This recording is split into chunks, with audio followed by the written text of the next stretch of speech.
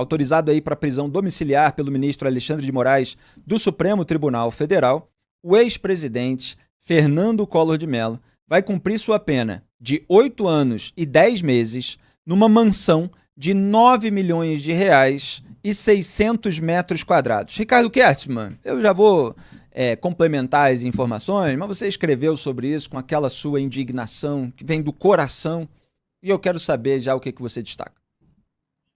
Olha, Felipe, é mais uma infâmia, né? É mais um tapa na cara de qualquer cidadão brasileiro.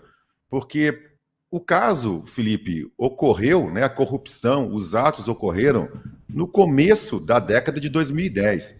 A denúncia foi ofertada quase 5 anos depois. Aí, 10 anos após, ou seja, só agora em 2025, ele finalmente é condenado, né? O Fernando Collor é finalmente condenado. Quando a gente acha que vem um sopro de algum tipo de punidade, de punição, menos de uma semana depois, já está ele de novo cumprindo prisão domiciliar. E uma belíssima prisão, né? Porque estamos falando de uma cobertura de 600 metros à beira-mar. Felipe, segundo o Conselho Nacional de Justiça, há aproximadamente 800 mil presos no Brasil. Desses 800 mil, cerca de 40% nem sequer ainda foram julgados, não tem ainda o tal do transitado em julgado, quando não cabe mais recurso. De alguma forma, são presos provisórios. Essas pessoas, Felipe, que não têm advogados estrelados, advogados que frequentam a Suprema Corte trajando bermudas e chinelos, essa gente é depositada em verdadeiras masmorras, sem condição de higiene, sem água potável, sem comida de qualidade. E fica todo mundo lá à espera de um dia ter algum juiz que assine ou sua absolvição ou a sua sentença. E muitas vezes, Felipe, esse pessoal fica preso mais tempo do que o que foi sentenciado posteriormente. Mas aí, quando se trata de figurões, de poderosos como o ex-presidente Fernando Collor, por questões de idade e de saúde, tudo fica relativizado. Vem uma canetada e apaga o passado, apaga toda a corrupção e coloca este senhor numa pena de prisão domiciliar às custas de todo o dinheiro que a população brasileira perdeu, foi surrupiada, porque a condenação continua existindo. A condenação, em momento algum, foi refeita. Ou seja, Felipe, é mais do mesmo, é mais do puro suco do Brasil que, impressionantemente, a gente nunca vê acabar. O Collor vai cumprir a pena numa cobertura de um prédio de 6 andares na região da praia de Ponta Verde, em Maceió. Na praia. O valor do imóvel foi avaliado pela Justiça do Trabalho nesses 9 milhões de reais, quando foi ordenada a penhora do apartamento para o pagamento de uma dívida trabalhista. São 600 metros quadrados de área, segundo reportagem do UOL. Moraes acatou a recomendação da PGR ao conceder prisão domiciliar a Collor, que foi condenado por envolvimento no esquema de corrupção da BR Distribuidora em processo decorrente da Lava Jato. Ele foi condenado por corrupção e lavagem de dinheiro. Ele recebeu ali, com a ajuda do Leoni Ramos e do Duarte de Amorim, 20 milhões de reais de propina da UTC Engenharia, que era presidida pelo Ricardo Pessoa, que deu depoimento de colaboração premiada, detalhando tudo, inclusive as formas de pagamento. E o PGR atual, o Paulo Gonet, sócio do Gilmar Mendes, defendeu que a pena fosse cumprida em regime domiciliar devido à idade avançada e à condição de saúde do ex-presidente. Aí eu faço aquela pausa, antes de dar as aspas aqui para o Gonet, que é o seguinte: a operação de busca e apreensão autorizada pelo Sérgio Moro, que encontrou comprovante de depósitos bancários do doleiro Alberto Youssef para o Collor, no valor de 50 mil reais, ela foi em 2014. Naquela época, o Collor era senador, portanto tinha foro privilegiado. Quando se encontrou uma prova contra ele, o então juiz da Lava Jato em Curitiba agiu da maneira protocolar, enviou as provas para o relator da Lava Jato no STF, Teori Zavascki, ministro que depois veio a morrer num acidente aéreo, mas que era ali o ministro responsável por receber essa prova da primeira instância. 50 mil em comprovantes. Daquela pena saiu o galinheiro todo para se chegar a uma propina de 20 milhões em contratos da BR Distribuidora com a UTC, que totalizavam cerca de 650 milhões de reais. Então, cara, o empresário de fora do estado, ele leva uma bolada de 650 milhões e ele paga ali uma propina de 20 milhões. Ele sai no lucro, mas está corrompendo o sistema. mais do que já estava corrompido. Então, a operação foi em 2014. Se investigou, e o então PGR Rodrigo Janot denunciou o Collor em 2015. 2015.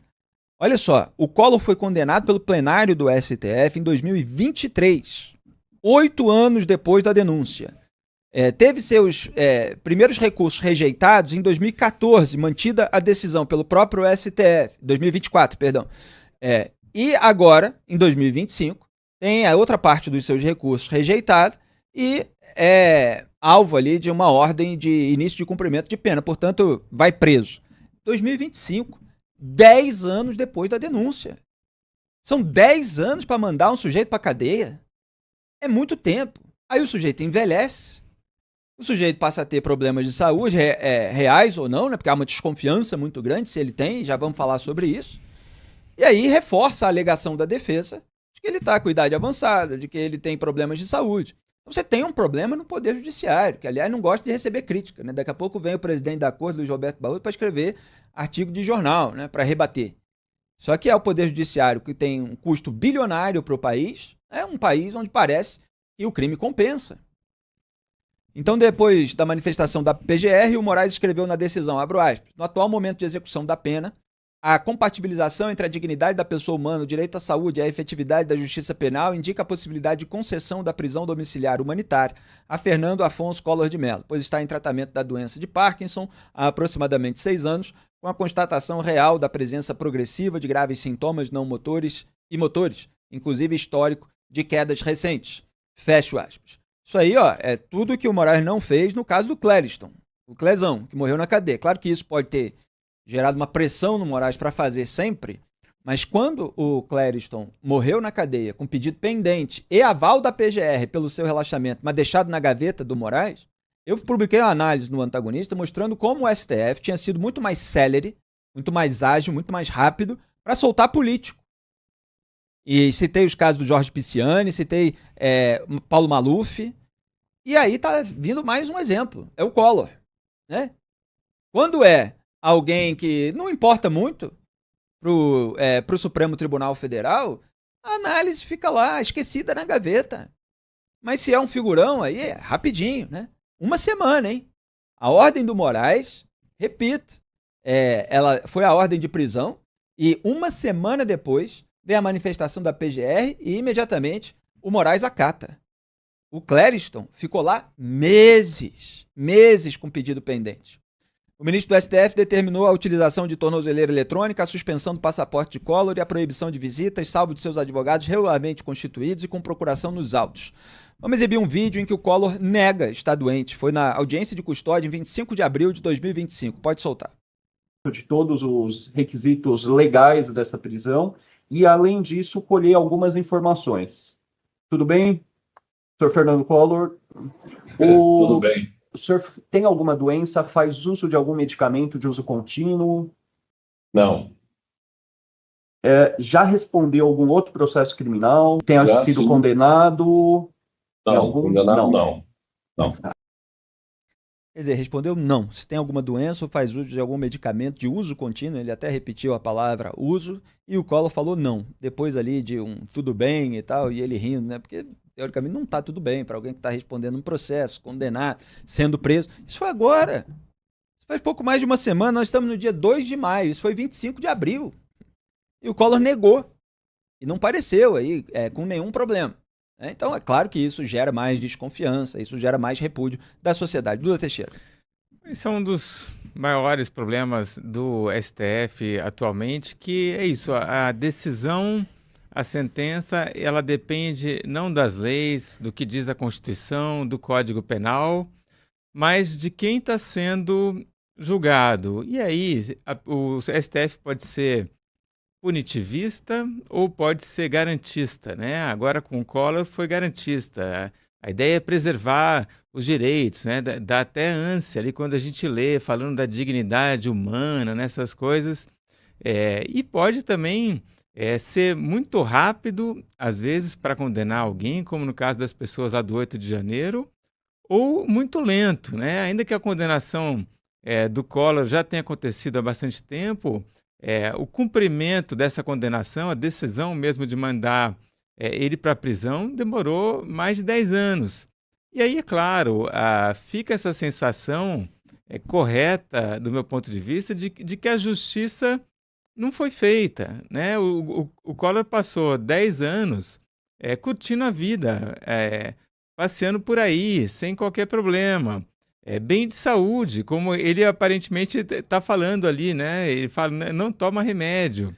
Quer dizer, Duda, respondendo ao processo em liberdade. Ele Sim. não estava preso preventivamente, não estava sob qualquer medida cautelar, me parece, mas certamente não com tornozeleira eletrônica, então estava aí torrando o dinheiro dele. Exato. Ele, entre aspas, possivelmente. E agora a prisão domiciliar, ainda que a prisão, mesmo a prisão domiciliar, ela tenha um custo pessoal, né? A pessoa realmente vai ser privada, a sociedade mesmo, né? E começa a evitar a pessoa que está condenada em prisão domiciliar.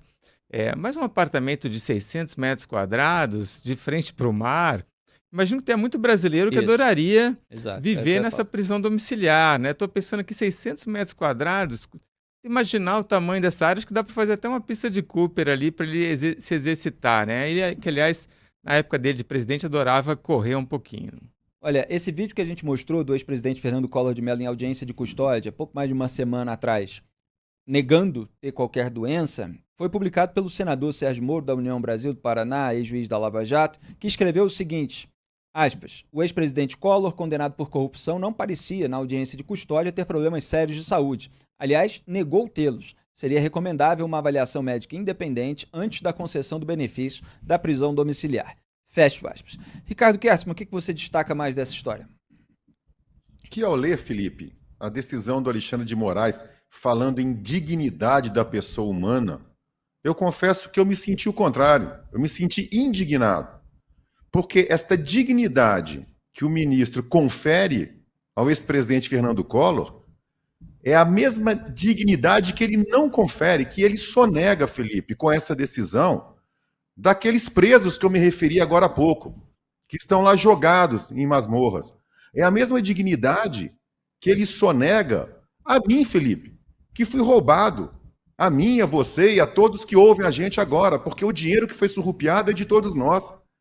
É a mesma dignidade que ele não confere a mais de 50% da população brasileira que nem sequer saneamento básico tem nas suas casas.